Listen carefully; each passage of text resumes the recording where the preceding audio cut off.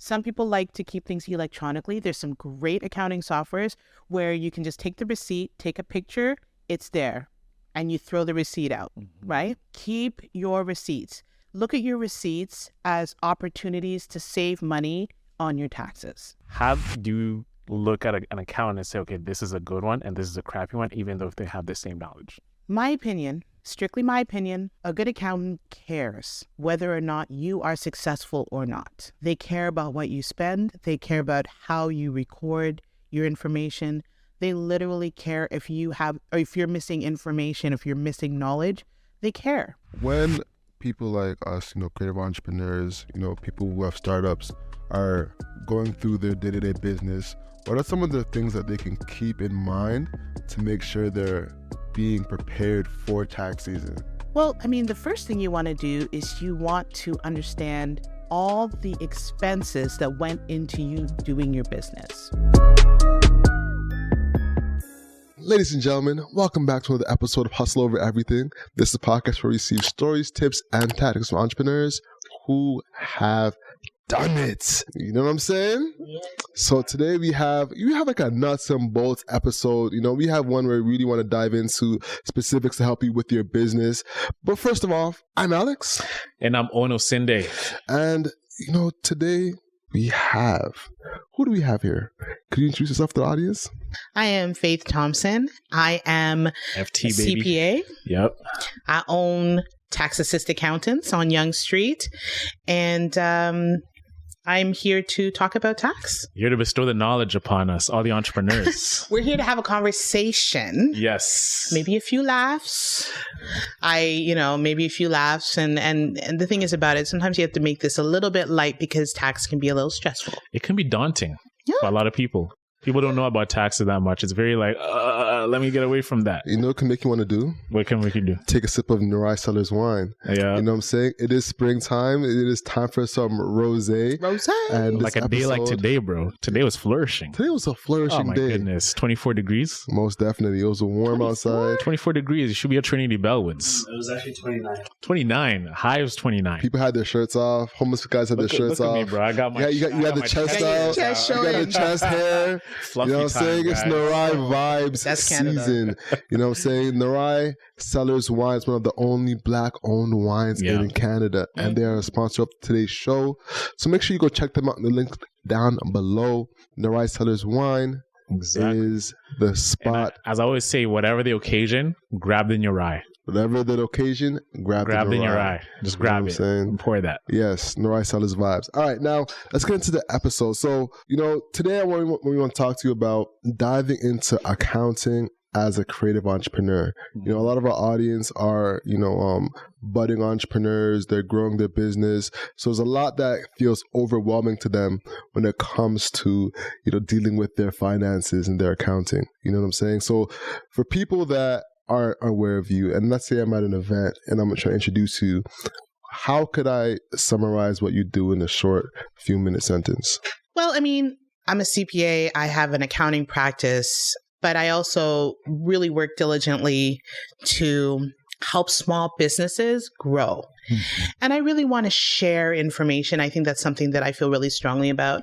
Spent a lot of years in big corporate, and they have a lot of knowledge up there, but sometimes that knowledge doesn't get shared with us normal people. So I have this opportunity. I love this opportunity to share and help small businesses grow, because it's that lack of knowledge. That's what hurts us. As small entrepreneurs? Yeah. And just individuals. Yeah. Yeah. Speaking about that, right? I've always had this thought, when you look at accountants, and how do you define what's a good accountant and a bad accountant, or someone who keeps your books? Because we all let's say if I'm an accountant, we all went to the same school. Accounting principles never change, right? So you never feel as if, they change, but the core of it is that forever, accounting principles are forever stacked the same. So how do you look at an accountant and say, okay, this is a good one and this is a crappy one, even though if they have the same knowledge? My opinion, strictly my opinion, a good accountant cares whether or not you are successful or not. They care about what you spend. They care about how you record your information. They literally care if you have, or if you're missing information, if you're missing knowledge, they care. Yeah. They will give you information based on what they receive from you. They will give you little tidbits and tips. I had a few conversations with some of my once a year personal tax preparers where I'm like, yeah, you know what? You need to start doing A if you want next year to look different. You need to start doing B if you want next year to look different. You'd be surprised at how many accountants just don't care. They're like, here's your return. Bye. Like, I think a good accountant will actually want you to succeed. So a lot of them move like from a transactional kind of relationship, like get the job done and your business is your business. Yeah. And to be honest, some people are a bit preachy, right? And I wouldn't want an accountant that was preachy, but I look at it like I have a lot of nieces and nephews and they all call me anti-faith. And so I always treat my clients like I'm anti-faith, right? Especially my small businesses, sole proprietors. I say, look, this is what you're doing, but this is how you could do it better. Look out for that. And I mean, whenever I come across accountants that are like that, because there are other ones other than myself, I'm not a unicorn, but when you come across accountants like that, that's how you know that's a good one. Most definitely. Now, when people like us, creative entrepreneurs, people who have startups are going through their day-to-day business, what are some of the things that they can keep in mind to make sure they're being prepared for tax season? Well, I mean, the first thing you want to do is you want to understand all the expenses that went into you doing your business. If you had to travel to a client, then you want to think about your motor vehicle expenses. If you had to, if you had to wear a uniform, then you want to think about your dry cleaning expenses. If you had to advertise, you want to think about your ad expense. Anything you want to do that where you use that expense in order to make money, you want to keep that information. Now, you can keep it in paper form. If you want to go to the dollar store, they have these beautiful little accordion file folders. You can just pop it in there and forget about it. Some people like to keep things electronically. There's some great accounting softwares where you can just take the receipt, take a picture, it's there, and you throw the receipt out, right? Keep your receipts. Look at your receipts as opportunities to save money on your taxes. Yeah. Right? Instead of looking at your receipts as, oh, money I spent, look at your receipts as opportunities not to pay as much tax. Right? So if you see your receipts that way, you'll care about them more. Got right? You. Tax planning starts in January. Okay. So right now you're planning for next year's tax season, right? I was actually talking to another client of mine. I said to her, don't wait until next February to be putting money in your RSP. Start from now, a little $50 here, a little $100 here, and it piles up, right? Start from now to think about what do you want to have? Are you going to have a big year? Do you need to put aside some installments, right? Start from now. Tax planning starts from January. That's a key thing. And another thing you should do is if you feel like your business is going to grow and you really find, accounting very stressful, get a bookkeeper. It's not a lot of money. You would probably, if you're a woman, you probably spend more money on your hair on a monthly basis. It was like $300 a month. Yeah, I've seen those hair prices, Faith. They're insane. I'm gonna plead the fifth. Okay, it's like $5 bills. But we probably spend more money on our hair than we would on a good, decent bookkeeper. And the stress that you would be saving yourself is immeasurable. So you know what? Maybe think about it from that perspective, and you spend your time hustling to make yourself and your business more prosperous. All right. So how much should we be budgeting for a bookkeeper? Like, what would be a good It depends on, every bookkeeper has their own way of doing pricing. It could be if you have like just a few little transactions, it could be just, a couple $100 a month. If you have like a bustling business with lots of bank accounts and lots of credit cards, especially if you have all your personal stuff mixed in, which I do not recommend, but if you do have all your personal stuff mixed in with your business stuff, somebody to tease it apart, could be, anywhere from 2 to 3 to 4 to 500. There are ways to minimize that. Ways to minimize that is by you keeping better track, using technology to keep track of your receipts. That'll save money on a bookkeeper. And if you were to use some of the technology tools to maybe track your automobile expenses, there's a lot of apps on your phone that will track them for you. But if you use technology, your bookkeeper will have less work to do and will charge you less. So you were talking about tax planning and keeping your receipts and everything like that. One thing we hear a lot as entrepreneurs is it's a tax write-off. It's a tax write-off. Okay, I'm going to buy a chair for my office. It's a tax write-off. But we don't really understand what that means when you say it's a tax write-off. So at its core, explain how a tax write-off works. Like, for example, we purchased an item and we're saying we're going to write this off. What should you do once you establish we're going to write this off in the tax process? Okay, so it's a tax write-off. It's kind of more like an American term, right? In Canada, we have tax credits and we have tax deductions, right? So if you are a sole proprietor, tax credits and deductions work a certain way. If you are a corporation or you are incorporated, it looks like the expenses from your business are going to reduce the amount of income and therefore the amount of tax that will be levied, right? But let's talk about first you being a sole proprietor. You are a sole proprietor. You are your expenses. You are your revenue. You are mixed in together with all of your business expenses. So these are like the dog walkers, the babysitters, the people the painters. The dog walkers, the people who still do their personal tax in their own name. They don't have a corporation. Maybe they don't even have a dedicated bank account, right? You have to think about whatever your revenue is. Maybe it's dog walking revenue, or maybe it's dog washing revenue because there's some nice dog groomers around, or maybe you are an Uber driver, right? You have to think about all the expenses that go into it. So in order for you to be an Uber driver, you need gas for your car. You need a car. You need to have the nice air freshening. You need to have cleaning. You need insurance. Let's talk about it. Some of them don't have them air freshening. They need to allocate some resources. There's one time we were going to Durham. Oh my days. And Alex is coming over to pick me up from like Etobicoke.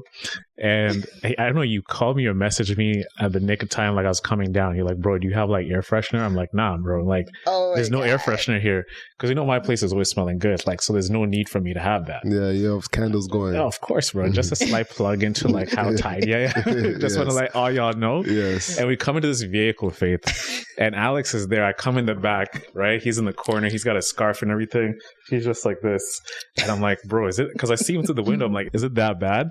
I get in there and this thing was just atrocious. And we had like an hour drive. And it's one of them old cars like before 2010. So the tech isn't up to par. Ooh, mama. So the heat plus the stinkiness, there's like a lot of ethnic foods mixed in there, plus people sweat and just dirt. It's just a bad combination. Oh my days. So shout out to the Uber drivers, okay? I still love you, okay? We'll still give them a 5-star rating. You know how millennials move. I still love you. I don't know about these people over here, but sometimes it's the people who were in the car before you. Yeah. That's what kills it. Yep. So anyway, say you're an Uber driver. Mm-hmm. You have to pay for the cleaning, you have to pay for the washing, all those expenses go into you making money, right? And so those are the things you want to track. Like the tax on the money they make is reduced by the expenses, right? So if you make $50,000, driving Uber, and you want to report all of that, that's fine. But your gas, your cleaning, your repairs for the vehicle, let's assume over 80%. So it's all business use vehicle, right? Then all those expenses then start reducing the amount of tax that you are subject to. And that starts saying, you were supposed to pay this much tax, but you know what? Because of those expenses that you were tracking, you now owe less tax, right? So look at your receipts and all those expenses as an opportunity to pay less tax. Got you. So the process still stays the same, like where you're keeping the receipts. It's only when tax time comes is like when we pull all those expenses you've been recording over the past 12 months, pass it to your accountant and let them do the magic. Yeah. Or you can, if your accountant works on an hourly basis, it would be easy for you to use like Google Sheets or Excel and just itemize them, right? Itemize all your Shell invoices, all your Shell receipts, all your Esso receipts, all your car wash receipts, all your, car cleaning. We're still talking about Uber drivers here, but let's pretend we're not talking about Uber drivers. Let's pretend we're talking about a security guard, right? Oh, security guard has to wear a uniform. So every time you have to dry clean that uniform, because it's a uniform and it's required for your job, that dry cleaning is now an expense. You can go down. And if you want to advertise yourself, hey, I offer security services, your advertising now is an expense, right? So all these expenses that were required for you to make that money start reducing the amount of tax that you will be subject to. All right. So now I'll put another example out there for you. Let's say I'm working from home and I'm consistently on my computer working diligently, my side hustle on my full time. Let's say I'm an entrepreneur working. How could I use my computer and my Wi-Fi as a deductible, and your home space, like your seating area? Yeah, let's talk about all that. Because everyone's working from home these days. I have to say, I am so glad you brought that up, because this is an area where the government is clamping down. Okay, we have to be better at this. We have to be better at this. If you are working at home, like everybody was during COVID, right? Everybody was working from home. You have to remember it's a work. Okay, first of all, let's split it into two. So let's pretend you're an employee and you're working from home. If you're an employee and you're working from home, the government allows you to use the flat rate method, right? Which means it's a flat $500. That was for 2020, 2021, and 2022. I do not know if it's going to stay there for 2023, right? But what you were doing is you could just use a flat rate, and that was your write-off for your home, for working from home, right? If you're an employee, right? Okay. If for some reason you were not an employee and you were self-employed and you're working from home, then it's kind of split into two categories. The first category, I would say, is your home expenses, of which your internet is part of your home expenses. Your heat, your hydro, your water, your insurance, your internet home expense. So if you have a 1,000 square foot location and you measure, this is why you needed high school math, length over width, right? So you measure and realize, oh, I use about like 100 square feet of the 1,000 square feet. And so that's 10%, right? 10% of your home expenses then become part of your work from home element in your tax. 10%. You cannot write it all off. It's a proportion of what you worked from home and like your space, right? Now, it does get more complicated than that if you have some common areas, like say how we are working together and say you have a roommate, there's some more complex things when you have common areas. But generally, if you are working from home and it's you alone and you have a house, it's based on how much of that house you are using for your work. Okay. It's called the detailed method of the workspace. Like you estimate it by, it's the detailed method. However, there is a second category of work from home expenses that need to be sort of pulled out. Your cell phone is not in the same category, right? Really? Your cell phone, supplies, and what is one more item? Oh, long distance. Okay. Right? So those three things are like exceptions. Your cell phone is based on usage, right? So if you use your cell phone like a larger proportion of the day, right? All this is available on the Canada website, guys, if you want to see. Okay. But say you use your cell phone for like 1/3 of the day, right? You can write off 1/3 of your cell phone. Okay. Right? Supplies, if you go to Staples and you get supplies directly for your business and only use for your business, the entire of those supplies can be written off for your business, right? Buy a microphone, right? For podcasting. That is a supply for your business. That 100% of that's different than a work at home expense, even though you were using the microphone while you're working at home. What about internet? Internet is still part of those work at home proportioned expenses. Internet is not like the cell phone, right? Is there a max percentage? So, okay, if you are an employee, there is a max. Mm-hmm. $500 at the moment is the max. 500 what? $500 for if you're an employee, somebody's employee, then your work from home amount that you can deduct is $500, right? Okay. That's when people get those forms working home because of COVID. People got them in 2021 and 22. I do not guarantee they will be available for 23. But if you are working at home at least 50% of the time for at least 4 consecutive weeks, then you do qualify to this COVID this COVID work from home thing, which was available for 2021 and 22, but not necessarily for 23. I do not know. We have not received confirmation if that's going to be available for 23. But if you are self-employed, you're using the detailed method, which means you have to figure out your proportion that belongs to your work. With some exceptions, your cell phone is the exception. Supplies are exceptions. Long distance is another exception. If you have a long distance charge that is directly related to your business, that entire charge can be written off, can be deducted under long distance. Mm-hmm. Those are some like little exceptions. But most of your work from home expenses that I quoted earlier are part of the proportion method. Interesting. And you said 10% of your... It was an example. It's an example. But typically, where does it range towards? It depends, right? Yeah. Like if you have a massive house, right, and you use 6%, then it's only 6% of the house, of the home expenses that you can use. Yeah. But you know what?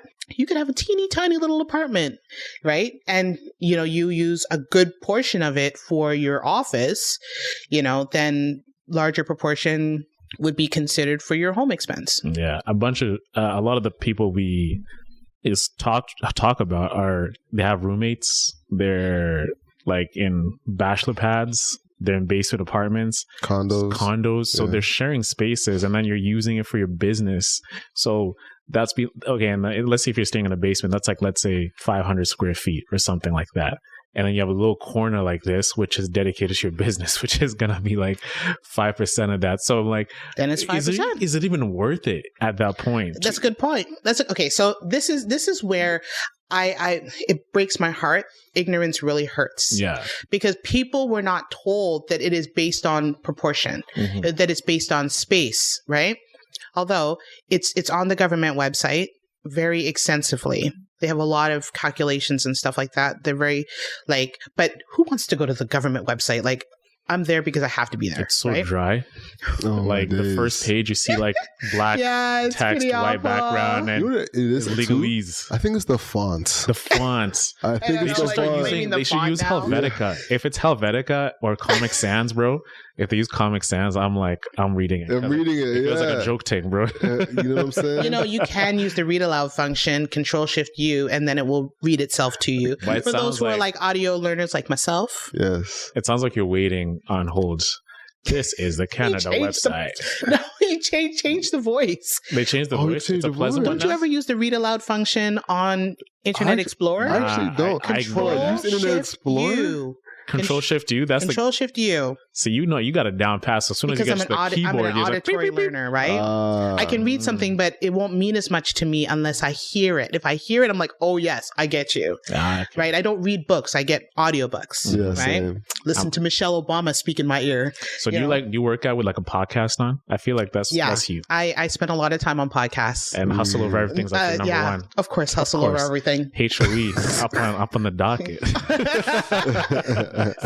So I mean, yeah. So what happened though in 2020 and 2021, a lot of people didn't really understand this, and they wrote off most of their home expenses because they were told by auntie and cousin that this is something that they could do, and they didn't use the proportion method, and a whole bunch of them got reassessed. Yeah. Damn. So it was just really, it was hard to watch, because then they end up in my office and be like, can you help me figure this out? I'd be like, sorry, I don't know who told you this. Stop listening to your auntie. They're not an accountant. Yeah. And I think as well, too, the government was more chill about this before COVID. And, similar to the car logs, like a lot of real estate agent and people who drive around in their car all the time, they didn't really need to keep the car log. If they didn't keep the car log, the government didn't really care. Now the government is asking for car logs. They want to see it. They want to, scrutinize the line items. Where are you coming from home? You can't go, you can't count, the amount of time you spent to go home or from home. Things that were never scrutinized before. Now they're scrutinizing everything. Speaking of which, I heard this one story of a girl who was like, I can write off all these Ubers. And she was Ubering here, there, and everywhere, going to see man, going to see wherever. And then the tax time came around and nothing happened. Could you break down for the Uber creative entrepreneur, side hustler? Yeah. Could you break down what you can actually use when it comes to the Ubers and ride shares, Lyfts, etc.? Okay. So everything that you want to consider writing off for your business, I want you to think about it from this lens. Okay. If it was an expense used for you to generate sales or revenue, that a proportion of it can be tax deductible, right? If you are going in an Uber to see your man, unless your man is your client, that is not tax deductible. That'd be an amazing loophole, though. No! Listen. I'm going to go see Boo. It's 11 o'clock. No. Yes. Sneaky I braid his hair. It's a service I'm offering. Every expense, think about it in that lens. For sure. If you think about it in that lens. Yeah. Okay, this is how I see CRA. CRA is like a woman who's been hurt. Right? She's scorned. She is like a woman she's looking damsel in distress, expecting another hurt to come around. Of course. Right? But if you deal fairly with her, she'll be loyal. So you'll find a lot of people who understand this rule. They proactively go to CRA and say, hey, I made a little mistake. Can we get a payment arrangement? And CRA is like, sure, you came to me. I care about you. I will give you a payment arrangement. But if CRA have to chase you, you're done. You're in trouble. Let's talk about CRA real quick, because we're talking about all these expenses like Uber, meals, everything. Like CRA's like, oh, like, where did you go here? You were here, you were there. A lot of us, this is my theory, right? And correct me, like, with this theory, is you have your credit card, you have your bank accounts, and you have everything like that. Are they watching your transactions in the background, like seeing what's coming in, what's coming out, and seeing what's not reported? Because, when I got reassessed for my taxes, they're like, oh yeah, you didn't report these gains you had on your TSFA or your investments. Like, can you do that again? So in a business sense, are they really watching your accounts? Okay. So this is another very important piece of information that everybody should know. CRA is one department in the government of Canada. All the departments in the government of Canada talk. They may not talk every day, but they talk regularly. So if you got a gain from TD Bank would have had to disclose that in their disclosure in their taxes. If you do not disclose it, not the same day, but eventually CRA will put the 2 and 2 together and wonder, if TD Bank said that they gave this guy capital gains, how come I don't see it on his side, right? They put them together. That's one way that happens.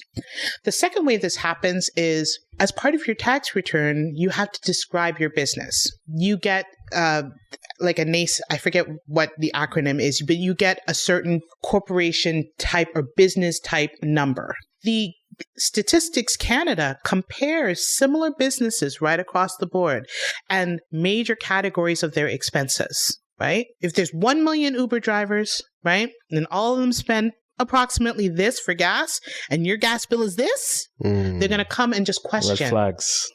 right? And then all this, or like, oh, everybody who does podcasting, they spend this much on wine. And you guys spend this much on wine. They're gonna be like, I wonder why, right? They don't talk every day. The different departments, Stats Canada, Industry Canada, CRA, GST versus CRA. They don't talk every day, but they do eventually. Sometimes it can be 2 years later, right? And sometimes you don't even know. You don't even know like what somebody else could be audited. So when I was first at the very beginning of my hustle behavior many years ago, I was doing bookkeeping on the side, right?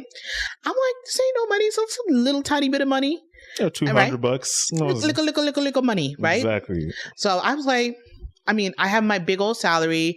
I reported all my big old salary, but my bookkeeping money, I didn't really report. How are they really going to know anyway? The person paid me through e-transfer, which is something that is common. You wonder to yourself, will the government ever find out? Probably not. I'm telling you, this is many years ago.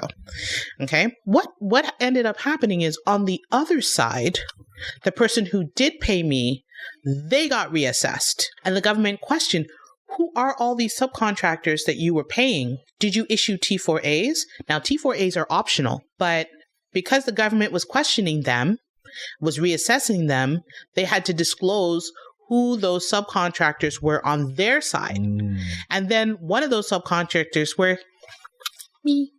So the government came to me and said, well, what happened to that money that you received from so-and-so for services? Did you disclose that on your tax? And I'm like, me?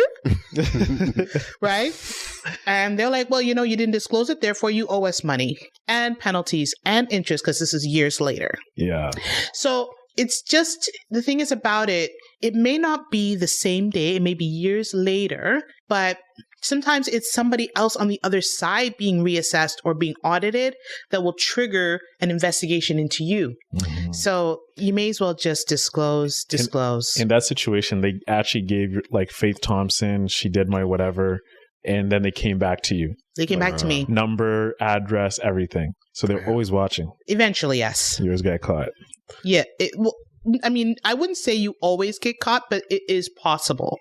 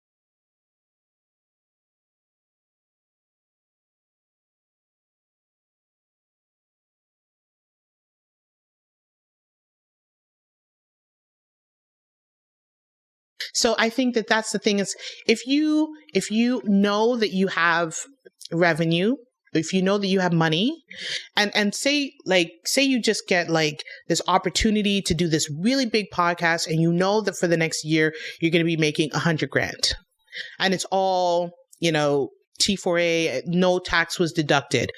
Start from now to put money aside. Start from now to start creating some installments with CRA ahead of time, right? You can do that. You can assess yourself some tax and pay tax in advance, even if you're a sole proprietor. Yes, you can. And if you do that, when you get around to doing your tax this time next year, after you've made the $100,000, you have a little money in the bank account with CRA. They will do your taxes as per normal. If you sent too much, they'll send it right back to you. What if, let's say you take cash payments and you don't put the money in your bank?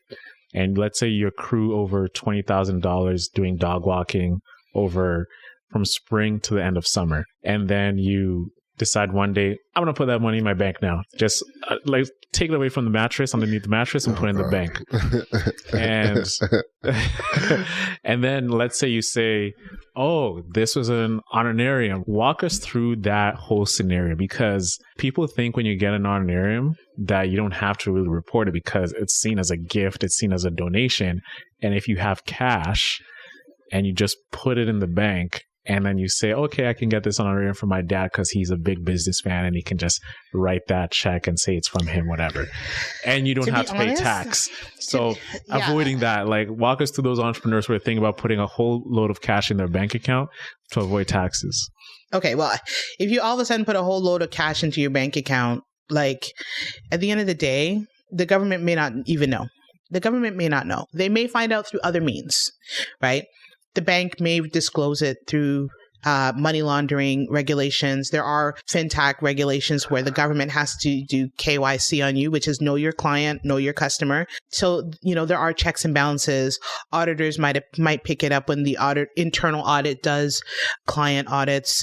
There's any number of ways that could be picked up, right? And the other thing is too, it kind of brought me to another idea. Like, say she's a dog walker. Remember, she's a dog walker. Mm-hmm. And for years and years and years and years and years and years, she just makes no money at all. It kind of makes the government wonder, how do you live? It's the same people. It's the same thought process where corporations, for like years and years and years and years, they have losses. It starts to make CRA wonder, well, how do you live? Right? So the good practice is to always report a little bit of tax, report a little bit of income, pay a little bit of tax, at least, right? Because if you only report losses for long periods of time, it creates questions, right? Mm-hmm. And the other thing is too, if you say you have losses, but then you have a GST return that says you have a lot of revenue and, some, but not the same amount of expenses.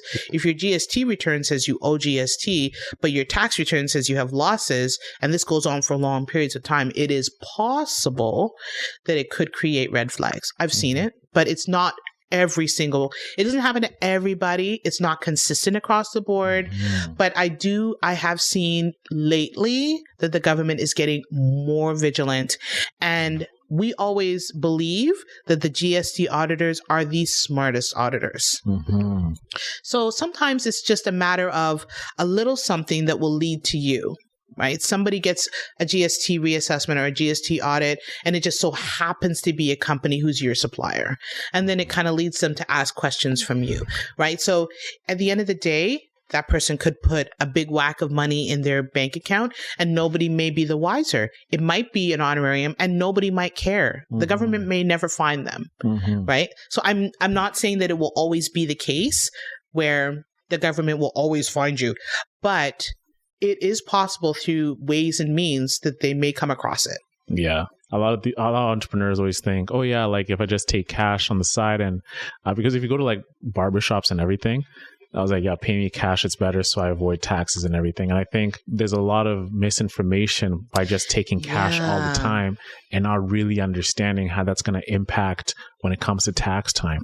Can you talk more about that? So there's a lot of misconceptions that I have come across in my line of work.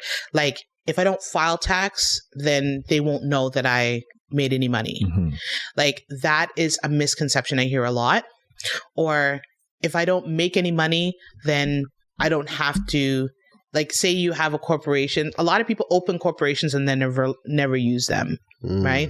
Or they opened it and they thought they were going to use it, but then they never end up using it. Well, they're just going to like close their eyes and pretend it doesn't exist. Well, the government will question eventually, right? So the key here is there's misconceptions that if you are taking cash, then you don't have to have GST. Right? And it's not always the same day that the government finds out that you owe GST, but sometimes it has to do with a supplier. So say, for example, you pay rent. You're a barbershop. Mm-hmm. So how do you pay rent? And you have no revenue. You have no revenue. Or maybe they just report just enough revenue where it's so sneaky that they're like, okay, maybe it doesn't cut that many heads. And what if that property, I don't want to scare everybody, okay? No, you just keep it real. But I've seen stuff, okay? What if that property management company gets reassessed? Then that comes to you for you to be questioned about, oh, you're paying your rent. Good job. How are you paying your rent? Where's your money? It's just sometimes it doesn't happen all the time, but because I've been in accounting a long time, I've seen a lot of things. Mm-hmm. One time, one of my companies that I worked with, they were doing everything okay. And then it just so happened that they had a client, a supplier who was Indigenous Canadian. So they, for whatever reason, got audited, right? Because they were using the Indigenous number and maybe I think they didn't have the right to fully use it, or I don't remember, but they were using the Indigenous number, and everybody who they had as a customer, and then for us, it was a supplier. Everybody who they had as a customer got reassessed. So sometimes you just unlucky and fall into it. The thing is about it, it may not happen. It may never happen. And then it may happen, right? The best thing to do is if for some reason you are that barbershop owner and you do want to take a cash business, just self-assess the tax and remit. Mm-hmm. For example, if you have $100, like say, for example, you have $100 haircut, right? You have $100 cuts. That's a thing now. See, Faith, I know you're thinking a lot of women have the most expensive hairdos out here, but as guys, I have a son. A cut now is like $50 if you're including tip. Yeah, and that's then the thing on your beard. They're taking the thing on your forehead. Yeah, and then the straight razor things. Oh my goodness. I have a son. Yeah. Plus the cologne on top, a little dash. Yes. So let's pretend the barbershop says, I want to take cash, but I'm gonna take cash, but I'm going to self-assess. They can take that $100 haircut, right? 100 divided by 1.13, and they take 88.44 to themselves, and they remit the difference to the government as the HST from that haircut. Right? They could do that. They could do that like on a monthly basis, say like, oh, I did, 1,000 of these haircuts, and I'm just going to take my top line revenue, divide it by 1.13. That's the amount I'm going to send to the government. I'm going to keep all my receipts, offset that. And then they go off to the races, right? Mm-hmm. They might, some people choose to do that, but then they don't actually take into consideration all their revenue. Please don't do that. If the government finds out you're doing that, then that's much, much worse. It's called tax avoidance, and that is something actually that could be a crime. But like what you do is the best thing to do is just, even if you want to say tax included, just take all your revenue at the end of the month and just divide it by 1.13 and remit that difference to the government, minus the HST or the GST on your expenses. Make sure you deduct that. Isaac. I have an enforcing question. Yes, sir. As a business owner, you guys need to reiterate it too when I say it, because they'll hear me. Right. But what is a good amount of money to put away at the end of every month, including the GST? If you can, tell me in a percentage. So for me, for example, I take 40% of all my money, and that's aside from the GST, and I put that away just for taxes, whatever that is. What do you think is a good amount? Just for the audience, Isaac was asking, is there a good percentage to keep in mind on a monthly basis to put away for taxes? Yes. Okay. So it depends on a couple of things. First thing it depends on, are you incorporated or are you sole proprietor? If you're incorporated, then your tax rate is different, right? That's the first thing.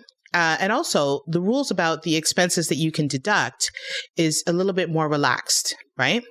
So let's take the three taxes separately. There's income tax, there's GST, value added tax, then there's like CPP, like your payroll taxes. Your income tax is like everything overall, all your revenue minus all your expenses.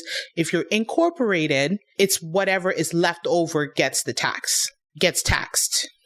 If you are a sole proprietor, then your top line revenue tells you what tax bracket you're in, but your expenses will see how much income actually gets taxed at that rate. The third thing is your CPP, EI. If you're taking money out, typically the CPP and the EI gets levied. If you pay yourself through a payroll service, then your payroll service will deduct it. But as a sole proprietor, you pay both the employer expense and the employee expense, right? So there is 3 types of tax that really we have to talk about. And Isaac, I'm not looking at you, but I'm talking to you in my heart. Okay. Okay. So there's 3 that you have to consider. Yeah. It's hard to say a percentage because I don't know what you're really dealing with. However, 25% is probably safe. All right. So he's Right? incorporated. So, and for round numbers, let's say he makes $10K a month. You know what I'm saying? I would, if he makes $10K a month, he can put aside 25%. However, one little point, let's take those 3. Let's pretend you're a sole proprietor and we're going to take those 3 taxes and you make $10K a month. So the first thing is you make $10K a month as an incorporated person. As soon as you have to pay yourself, you would have to, on your personal tax, pay the CPP and the EI. CPP, the employer and the employee portion. And that's the first part if you pay yourself from the $10K a month, right?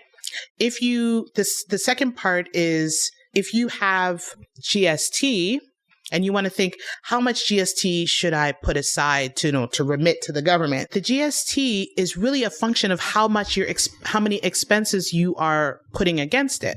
So you make $10K a month, but you have expenses that are like, $5,000-$6,000, rental of your studio, rental of your, the GST on your studio, the GST on your motor vehicle, on your gas, the GST on all the expenses that were needed to make that $10K a month, right? Then you have less, the more expenses you can levy on top of that, the less GST you will have to remit to the government, right? So there's things that you can do to minimize it, but 25% is probably a safe way to do it.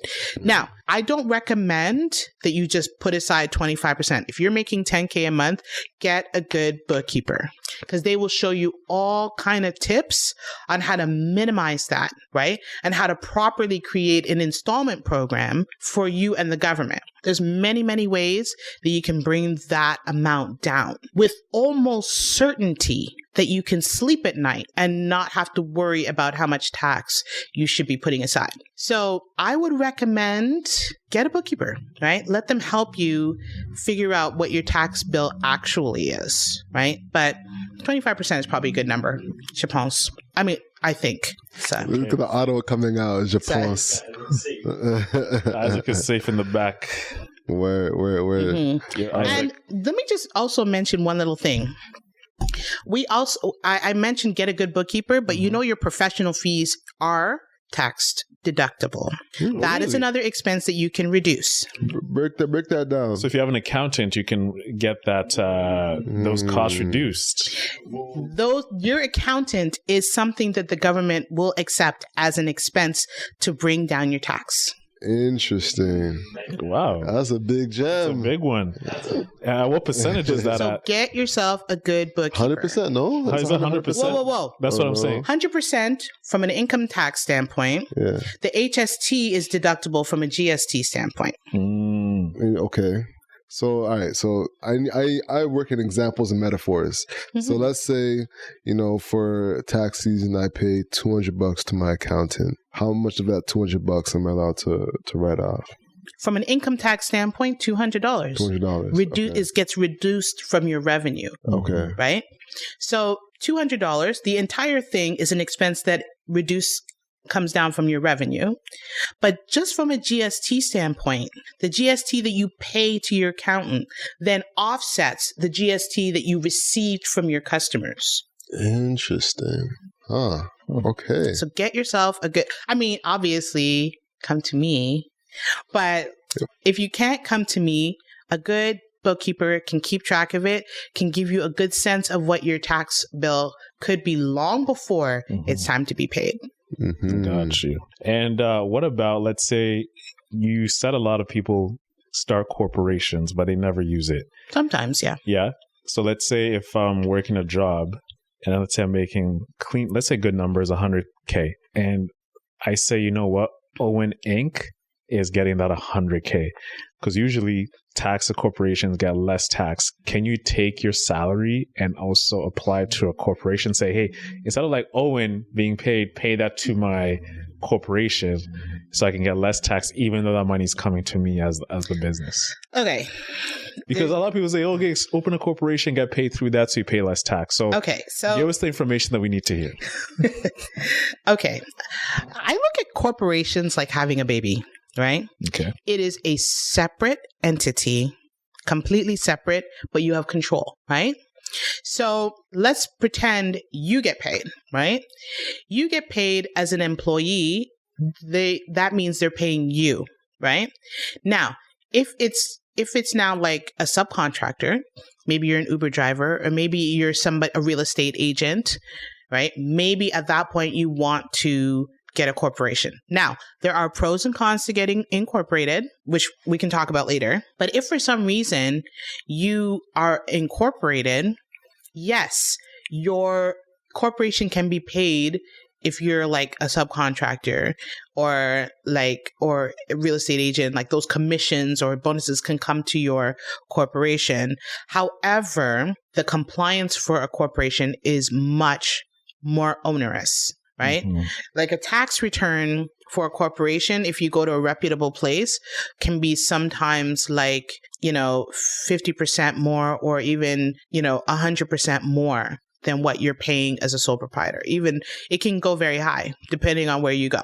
So it's more expensive. However, you can have all that money. Like say you have a truck, very lucrative, by the way.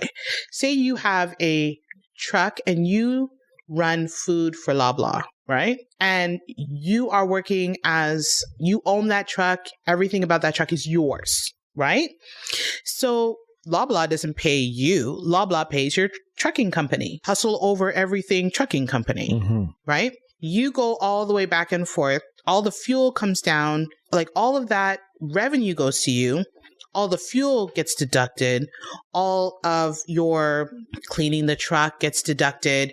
And you're making so much money that you have the opportunity to pay yourself. Now, you can choose to just take cash out of your account and pay yourself. Or you can choose to put yourself on salary and pay yourself. Much more expensive, but that's a whole other discussion. Or you can choose, if you have revenue in your business and you have retained earnings, that's another discussion, then you can take dividends from your company, and that is at a lower tax rate. You as an individual can take dividends from your company. Mm-hmm. But your corporation is a separate entity, right? Mm-hmm. But it has a lower tax rate. But the key is, with a corporation, you have complete control. It's like a child, right? It doesn't do anything unless you say go, but the compliance is more expensive. And that's what people get scared of, right? They're like, my tax return was like, $200 and now it's like $3,000 because it's more complicated. Corporate tax return, right? I'm not saying that that's what everybody charges. People charge, like it can range, mm-hmm. right? So it's just, yes, pay your corporation. The expenses, it's a lot easier, to get those expenses deducted. There's a lot more leeway. But again, remember, they compare all the companies, similar companies. If you have a trucking company and everybody else has a trucking company and your fuel costs are like here and everybody else's fuel costs are here, they might ask questions, right? So even though it's more lax, they still check, Got you. Okay, because I just feel like there's always exceptions. Every time I say something, there's like 400 exceptions behind what I say. And that's That's what I feel like with the accounting and bookkeeping is. It's like so many exceptions to the rule for some people. And the people who they're exception to the rule, they usually know someone that knows someone that knows someone. Mm-hmm. And there's a thing about this whole space, which is it operates on ethics, but there's a lot of things behind closed doors that are so unethical and people get away with it because they know a really, really, really good accountant that can just like figure ways to, okay, let's move this here, let's do this, donate this money to this charity, then donate to this charity, and you're going to get your money back. So it feels like on paper, it looks like a fair game. But in reality, there's a lot more people who know what to do with their money better than you, and they're going to keep the money. It's like Monopoly. It's like if you know how to move across the board, you're going to win. And it just feels as if we're playing this game, it's like you can play by the rules and you'll be a good citizen, you'll be a good business owner. But if you really want to dominate and you want to build a big business, you got to understand how to really, really move without getting caught ethically. I think the key is, I love Monopoly. Have you ever played Monopoly? Yes, indeed. You play Monopoly? Love Monopoly. Listen, you and me, I taught my kids how to play Monopoly. And whenever we play Monopoly, we suspend the parent-child relationship so they can talk trash. Okay? And sometimes I win. I'm an accountant. Sometimes I win. And sometimes my kids literally kick my butt because they are fearless. They're right? ruthless too. Well, because I spent time and I taught them the rules of the game. And I taught them at the beginning when they were children, like, well, if you do this, this might happen. And if you buy some hotels here, this is a big spot. As I come around the corner, there's a pretty good possibility I'll land on your spot. I sat down and taught them the rules and all the little things that they could do. Well, the problem is, when it comes to money and tax, there's not always that conversation about the little things you can do. Right? And that's what's lacking. So if we're sitting, I was sitting down with my daughter, and I said, years ago, I said, give me your T4 when she first started working. I said, give me your T4 and, I'll do your taxes for you. Right? I did her taxes for her, I'll just add it to her diaper bill. Right? And, and then COVID came around. And she wanted to get CERB. And she's like, oh, I can't get CERB because, I never filed my taxes. I'm like, I filed your taxes for you. And so the government knows how much you're making and you've been making, so you can go ahead and get CERB, because she couldn't work during COVID. And she was so excited because somebody knew the rules. And so she was able to benefit from what the government was offering, right? And this is exactly what we need to do. It may feel like there's a set of rules that you don't know, that nobody is telling you. But what it actually is that there's a set of rules that you just don't know. And that's what I spent a lot of time with my clients saying, hey, you know what? You're not happy about the refund you got. You wanted a bigger refund. Let's talk about RSPs. Let's talk about the first time home savings account that is effective April 1st. Let's talk about, you making some donations that will help be tax deductible. Let's talk about it. Right? And a good accountant will do that with you. But if you don't talk to someone, then you won't know the opportunities that are available. And speaking of which, as we work towards wrapping up, when you're consistently working with all these small businesses and medium-sized businesses, and like, I can see this again. Oh my days. I wish they just knew X. What is that X for you? Oh my God, there's so many. It breaks my heart when I see people who could have avoided interest and penalties with just basic disclosures. And that's one thing. And the government doesn't always know. It's not always right. I had a friend of mine who goes to my church call me up and say, I just got this bill from the government saying I owe 2,000 something in GST. And I haven't even started the business yet. Right? And I mean, you haven't started the business yet. Well, the thing is about it, when you initially sign up for GST, they say, how much do you expect to be making? Right? Give me an estimate on the GST application. When you give them an estimate and then you never file GST, the government says, well, you said you expected to make this, so I'm going to assume that that's what you've been making, but you forgot to file. If you don't give them a number, they will make it up with judgment. Right? So all that person had to do was go back and file a nil return because he hadn't started his business. And there goes that tax bill, disappears. Yeah. Even for us, when we were starting out, because I'm the one who handles the CRA stuff, I always had to remind myself, because we do every quarter. And this is another thing I also want to ask you about.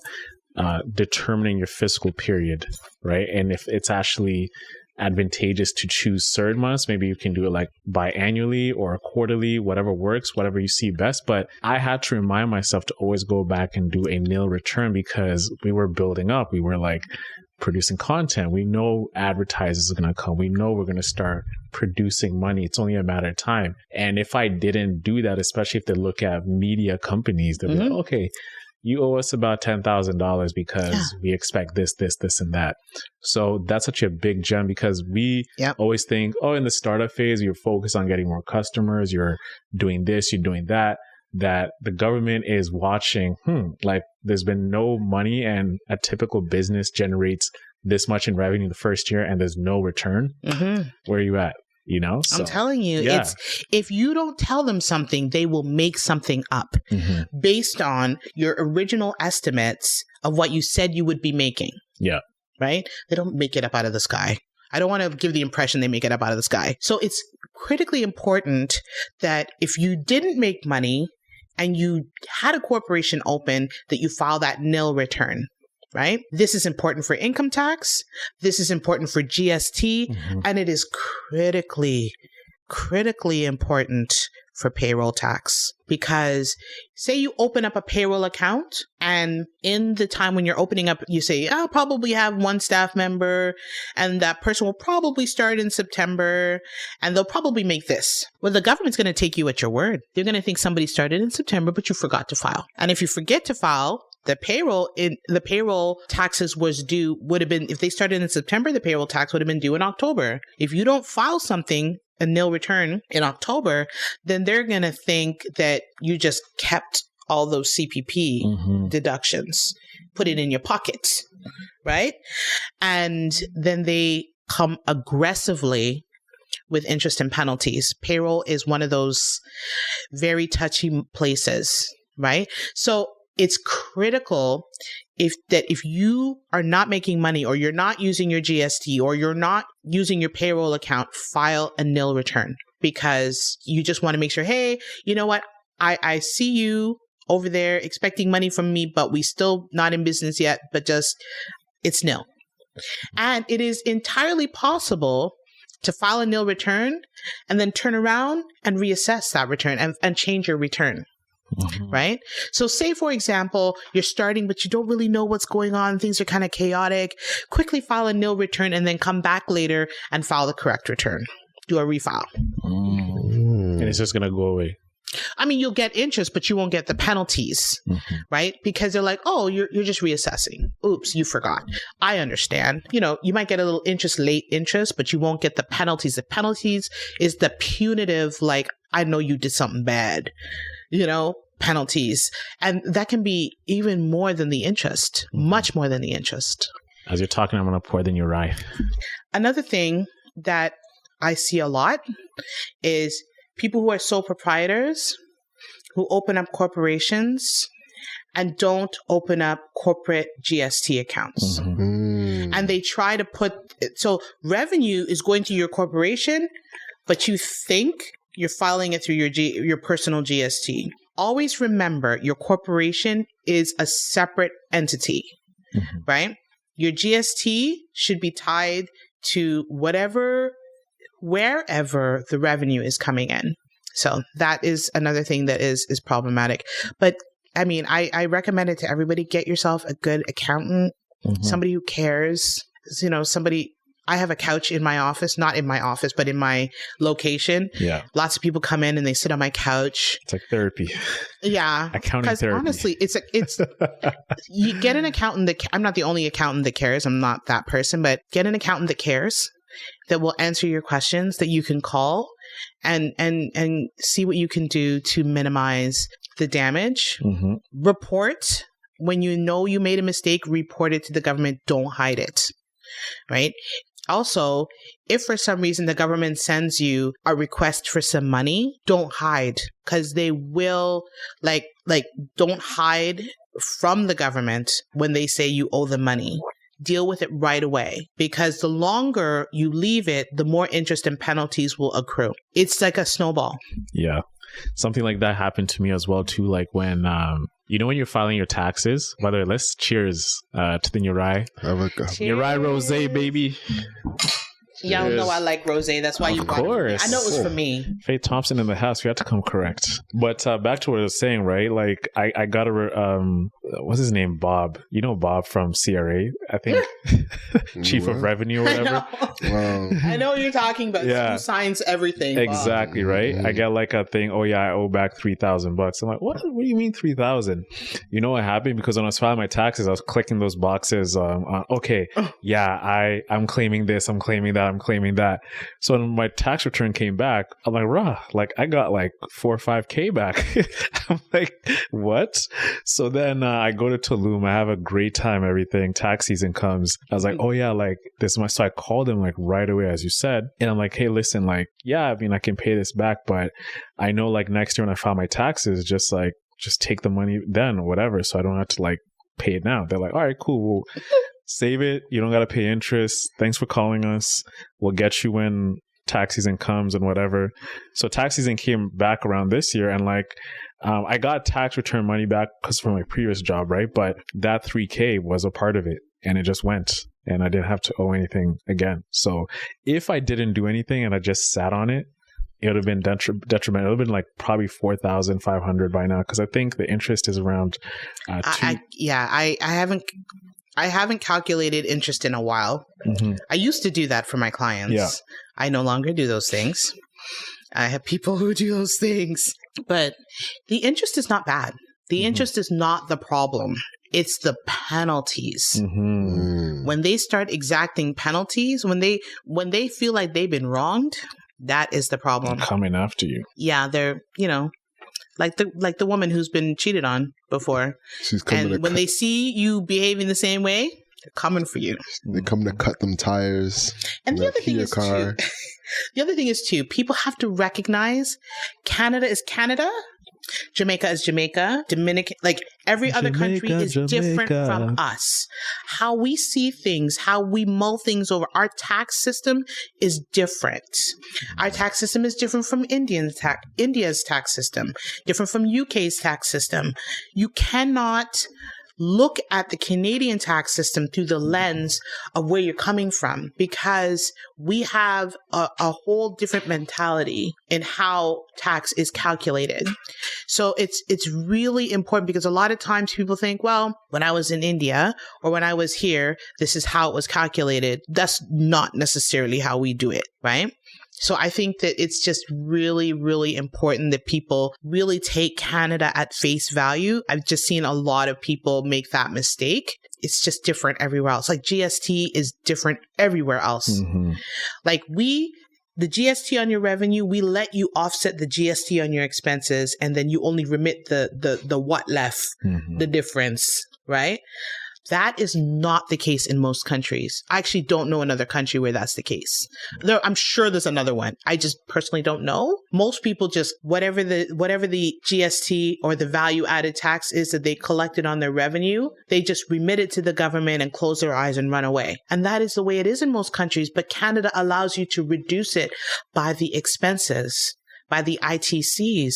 And some people don't take advantage of that, because they're thinking about it through the lens of the place where they came from. Yeah. So they miss out on all these deductions and pay too much GST when they don't have to. Big gems. I hate when I see that. It hurts me. Most definitely. Yeah. As you work towards wrapping up, where can people find you? On Yonge Street. Young and Egg. Young and Egg. So I own the Tax Assist Accountants at 2649 Yonge Street. And that is right across from the Starbucks there's two Starbucks, so maybe I shouldn't say that. Between Lawrence and Eglinton, more towards the Lawrence side. I'm right beside the Sporting Life. How about that? Mm-hmm. That's an easy landmark. And you can come in. We're open from 10 to 6. There's almost always somebody there if I'm not there, but definitely if you walk by and I'm not there, you can call that number, and call the numbers right on the outside window, and somebody will definitely get back to you. With that being said, the hustle is what you can control. So control your grind, control your life. I'm Alex. And I'm Ono Sende. I'm Faith Thompson. And that's the show, y'all. Cheers, guys. Hey. Cheers to a great show. Thanks. Faith, come here. Let's go. Have a great week, everyone. Peace out. Thanks for having me.